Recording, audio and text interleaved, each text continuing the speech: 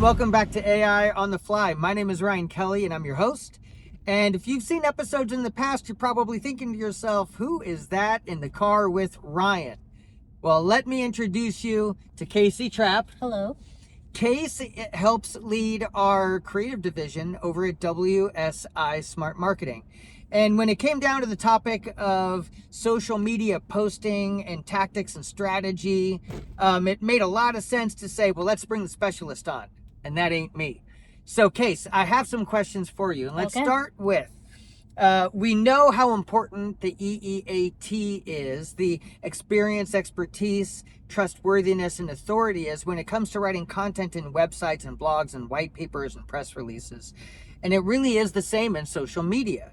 So could you give us some examples of what a good posting would be and maybe why for each of these? So let's start with expertise. Sure. So for expertise, we want to see the final result, the craft of what you do. So think how-tos, educational type of posts. Okay, very nice.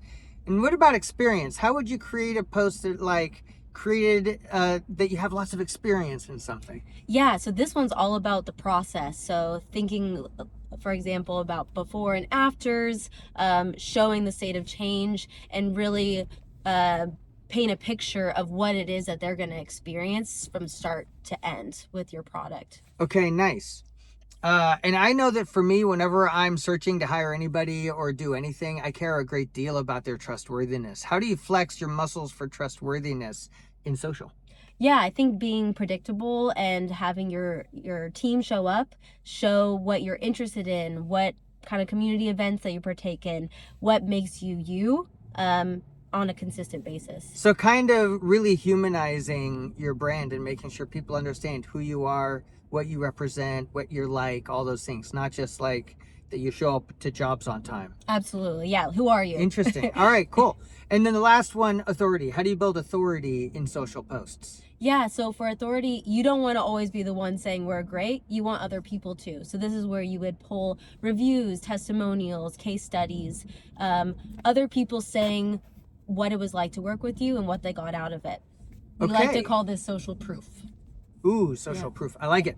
All right, let's crack into tactics. All right. So now that we understand kind of what kind of posts we should be creating to accomplish building trust and authority and expertise and experience, what are some helpful tips or tricks to making those posts actually work and be digested by AI? Sure. Well, two things come to mind. First, it's kind of this idea of optimizing your profiles for discoverability, because AI can now search your profiles.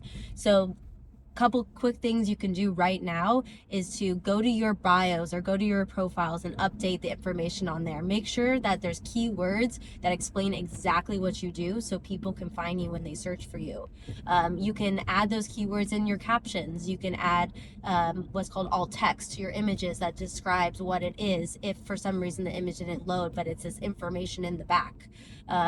So those are things you can start with for visibility. The second thing I would say is make sure you're taking advantage of each platform specificity. So if it's LinkedIn, maybe a thought leadership post or angle to your content. For Instagram, think visuals. People are on there to see the pretty pictures with captions that are a little bit more skimmable. So as long as you make use of each platform, your message will get across further. So it's kind of like right towards your audience, because the audience on LinkedIn wants thought leadership, and the audience on Facebook wants conversation, and the audience on Instagram wants befores and afters and imagery. That's really, really interesting. Okay, so those are great tips. What about strategy? What about like predictability? How can brands be predictable, and why does it matter? Yeah, I mean, if you've ever managed social media, you know it can be tough to reinvent the wheel every week. So strategy is where you have these repeatable systems. The number one system that works is the content calendar. So you plan out all your posts for that week, that month, even up to 3 months around these particular themes that you're going to recreate. Maybe it's a review every month. Maybe it's a a case study that you plan for. That way you aren't reinventing the wheel. And then second, it's about engaging with your audience so that they engage with you back.